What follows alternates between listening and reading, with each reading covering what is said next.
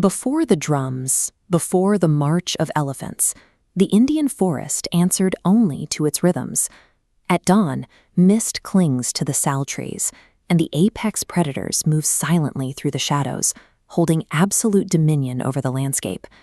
Then, the silence breaks. The sharp crack of heavy branches and the rhythmic pounding of war drums announce an unnatural intrusion. A royal hunting party has finally arrived. In historical India, this was the shikargah. Trackers scoured the mud, beaters flushed the underbrush, and men formed a tightening ring. This was a highly structured logistical operation designed to dominate the landscape. The wealthy Paiga nobility of Hyderabad exemplified this scale of royal intrusion. Ranking immediately below the Nizams, these aristocrats treated the wilderness as a canvas for their authority. These historical hunts were never driven by survival. Slaying a tiger or quartering a boar was a choreographed ritual, a theatrical projection of human ego over the natural world. Sir Vikar-ul-Umra famously occupied the vast Anantagiri hills with a standing army of 14,000 infantry and heavily armed cavalry troops. The landscape was forced to submit to the court's leisure. In the hostile forest, the geography was immediately flattened to accommodate massive, perfectly manicured polo grounds. In 1882, this aristocratic excess reached a logistical peak.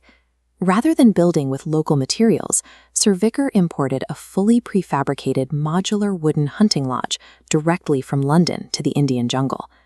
Outside the camp, the ecosystem was lethal and untamed.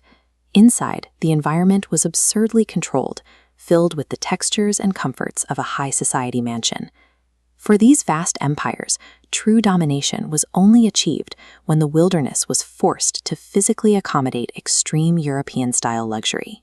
Long before the Victorian lodges, the hunt relied on permanent stone and medieval engineering.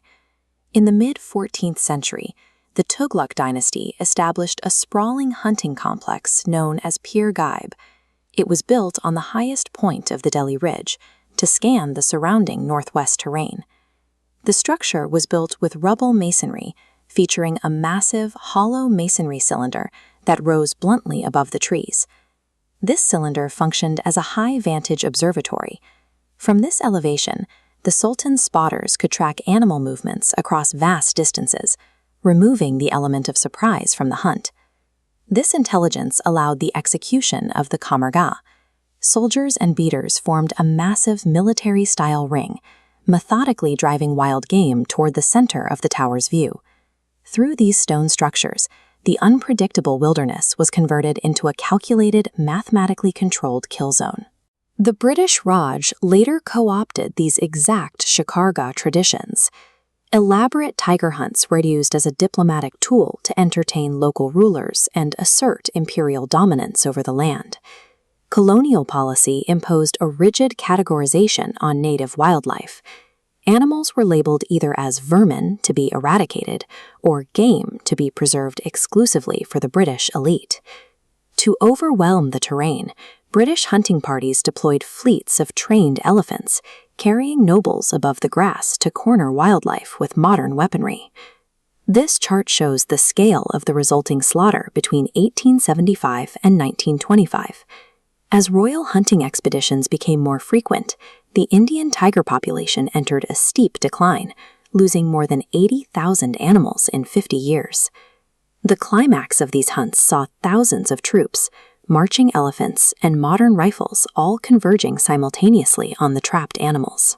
What began as a medieval tactical exercise devolved into a systematic slaughter that decimated the subcontinent's ecosystems. When the noise stops, the perspective shifts to the silence left behind.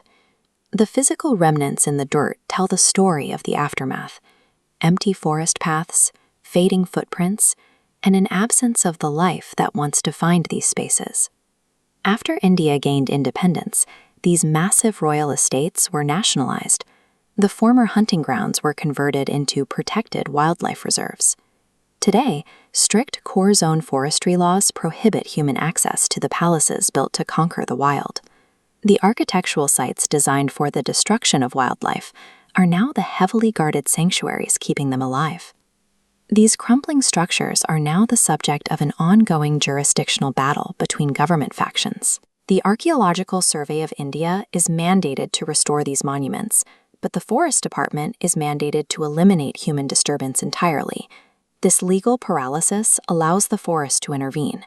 Massive tree roots are splitting the Tuglok masonry, and humidity is rotting the Paiga timber. The human empires and their grand hunting castles were temporary.